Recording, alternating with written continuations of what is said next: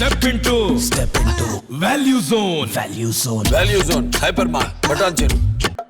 తెలంగాణ రాష్ట్రం ప్రజల ఆకాంక్షల కొరకు ఏర్పడ్డ తర్వాత గౌరవ ముఖ్యమంత్రి గారి నాయకత్వంలో 48 గంటల్లో ఇచ్చినటువంటి 6 గ్యారెంటీల్లో భాగంగా మహిళలకు ఉచితంగా బస్సు సౌకర్యాన్ని ప్రారంభించి ఒక సంచలనాత్మక నిర్ణయం తీసుకోవడం జరిగింది. 9వ తేదీ నాడు ప్రభుత్వం 7వ తేదీ ఏర్పడితే 9వ తేదీ నాడు ఉదయాన్నే ఈ యొక్క బస్సులకు సంబంధించినటువంటి దాని లోపల తెలంగాణ వ్యాప్తంగా మహిళలందరికీ కూడా ఉచిత బస్సు సౌకర్యాన్ని కలుగజేయడం జరిగింది. అంటే 21 రోజులైంది. 9వ తేదీ నాడు ప్రారంభిస్తే ఇలా 30వ తేదీ ఇప్పటికీ సంతోషంగా ఆర్టీసీ సంస్థ పక్షాన ప్రభుత్వం పక్షాన మంత్రిగా 6 కోట్ల మంది మహిళలను ఫ్రీ టికెట్ పేరు మీద ప్రయాణం చేయగలిగినారంటే ఏ విధమైన స్పందన ఉందో ఈసారి అర్థం చేసుకోవాల్సిందని సందర్భంగా కోరుతా ఉన్నాం. దీని ద్వారా పెరుగుతున్నటువంటి రద్దీ కావచ్చు, లేదా గతంలో పాతపడ్డటువంటి బస్సుల స్థానం కొత్త బస్సులు ఏర్పాటు చేయటువంటి ప్రక్రియలో భాగం కావచ్చు. ప్రభుత్వం తరఫున పెద్దలు గౌరవ ముఖ్యమంత్రి గారు ఆదేశించిన దానికి అనుగుణంగా 1050 బస్సుల్ని దాదాపు 400 కోట్ల రూపాయలతోటి బ్యాంక్ ఎస్బీఐ వారి సహకారంతో మరి కొనుగోలు ప్రక్రియ స్టార్ట్ అయింది. మరి ఆ బస్సులన్నీ కూడా హైదరాబాద్ నగరంతో పాటుగా తెలంగాణ వ్యాప్తంగా అన్ని జిల్లాల లోపల ప్రజల సౌకర్యార్థం ఉపయోగించబడతాయి. ఆర్టీసీలో ఈరోజు ఇంతకుముందు పెద్ద సిపి గారు చెప్పినట్టుగా కాకి బట్టలతోటి క్రమశిక్షణతోటి ఆర్టీసీ సంస్థను కాపాడుకుంటుంది ఒక కార్మికులు అనే మాట ఇక్కడ కూడా మొహమాటం లేదు. ఈరోజు రాష్ట్ర ప్రభుత్వం తరఫున కూడా ఇది ప్రజల ప్రభుత్వం, ప్రజల పాలన. ఈ ఆర్టీసీ సంస్థను కాపాడుకోవడానికి కావచ్చు, సంస్థ ఎదగడానికి కారకులైనటువంటి కార్మికులందరి సంక్షేమం మా ప్రథమ లక్ష్యం అనే మాట కూడా ఈ సందర్భంగా మనం చేస్తున్నాం. ప్రభుత్వంది ముఖ్యమంత్రిగా ప్రత్యేకించి మాట చెప్పమన్నారు. కార్మికుల సంక్షేమం కావచ్చు, ప్రయాణికుల సౌకర్యం కావచ్చు, ఆర్టీసీ పరిరక్షణ, ఈ 3 అంశాలకు సంబంధించి భవిష్యత్తు కార్యాచరణ ఆర్టీసీని ముందుకు తీసుకుపోయే కార్యక్రమం జరుగుతుంది. నిన్ననే ఆర్టీసీ సంస్థను అందరి హెచ్వేడులతోటి ఎండి గారి సమక్షంలో మరి ట్రాన్స్పోర్ట్ సెక్రటరీ శ్రీనివాసరాజు గారు కావచ్చు, మిగతా అధికారులందరూ రివ్యూ చేయడం జరిగింది.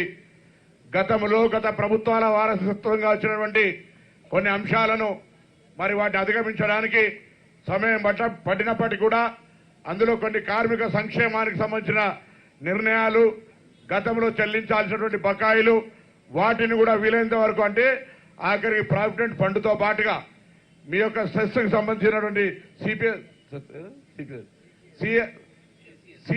సిసిఎస్ కు సంబంధించినటువంటి బకాయిలన్నింటినీ కూడా విడతల వారీగా కాకుండా ఎంత వీలైతే తొందరగా మీకు పేమెంట్ చేయాలనేటువంటి ఒక దృఢ సంకల్పంతో ప్రభుత్వం ఉందనే మాట కూడా ఈ సందర్భంగా మనం చేస్తా ఉన్నా. మీ అందరినీ కూడా కోరుతా ఉన్నా, సంస్థ తరఫున ప్రభుత్వం తరఫున ఇంకా ఇప్పటికే మీరు ఒక నిబద్ధతతో పనిచేస్తా ఉన్నారు. రద్దీ పెరిగింది. గతంలో 40, 50, 60% ఉన్న ఆక్యుపెన్సీ 100% దాటిపోతా ఉన్నది. కాబట్టి వాళ్ళ యొక్క మన మర్యాద ఆర్టీసీ సంస్థ తరఫున ప్రయాణికులకు ఇచ్చే మర్యాద కావచ్చు, ఆర్టీసీ సంస్థలో ఉన్నటువంటి 364 బస్ స్టేషన్ల లోపల ప్రయాణికులకు సంబంధించినటువంటి సౌకర్యాలు, పరిశుభ్రతకు సంబంధించి కూడా నిన్న రివ్యూలో చర్చ చేయడం జరిగింది.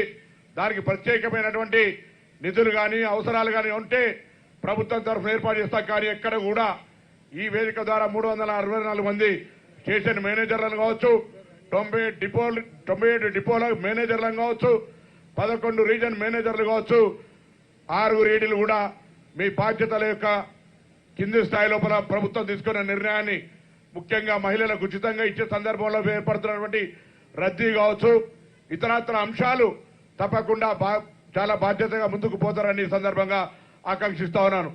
నేను సిపి గారితో పాటు ఇప్పటి గతం లోపల మొన్న కూడా డీజీ గారు ఒక మాట కోరినాను. సంఖ్య పెరిగింది, మహిళలకు సంబంధించి ఎక్కువగా బస్టాండ్లోకి వచ్చే కార్యక్రమం పెరుగుతూ ఉంది. ఎక్కడ కూడా చిన్న సమస్య కూడా శాంతి భద్రతల రూపం లోపల మహిళల పరంగా ఎక్కడ కూడా ఇబ్బంది రాకుండా ఉండే విధంగా తగిన చర్యలు తీసుకోవడంతో పాటుగా సీసీ కెమెరాలు ఏర్పాటు కావచ్చు, ఇతరత్ర అంశాలు కూడా చేయాలనేటువంటి ఒక ఆలోచన చేయడం జరుగుతోంది. ఏదేమైనా ఆర్టీసీ ప్రజలది. ఆర్టీసీ సంస్థ తరఫున కావచ్చు, ప్రభుత్వం తరఫున ఎన్ని చర్యలు చేసినా ఆర్టీసీని కాపాడుకునే బాధ్యత ప్రజల మీద ఉంది. ఆనాడు తెలంగాణ ఉద్యమంలో తెలంగాణ సాధనలో ఆర్టీసీ కార్మికుల పాత్ర ఎవరు మర్చిపోయేది కాదు. నై చలేగా బస్ కపయ్యా నై చలేగా అని ఆర్టీసీ కార్మికులు మొత్తం బస్సులు పనిచేసి ఈరోజు తెలంగాణ సాధనకు సంబంధించిన మీ పాత్ర ఆనాడు పార్లమెంటు సభ్యుడిగా నేను మర్చిపోలేను. కాబట్టి ఆర్టీసీని పరిరక్షించుకునేటువంటి బాధ్యతగా గౌరవ ముఖ్యమంత్రి గారు నా మీద బాధ్యతలు ఒక తెలంగాణ ఉద్యమకారుడిగా తెలంగాణ ఉద్యమంలో ఆర్టీసీ పాత్ర తెలంగాణ ఏర్పడిన తర్వాత ఆర్టీసీ ఏ విధంగా నిర్వీర్యం కాబట్టది ఏ విధంగా దానికి సంబంధించినటువంటి ఒక గుర్తింపు కూడా ఇబ్బందికరమైనటువంటి పరిస్థితి ఉండి మళ్ళీ ఏ విధంగా ముందుకు తీసుకుపోవాలనేటువంటి ప్రణాళికలు తయారు చేస్తా ఉన్నాం.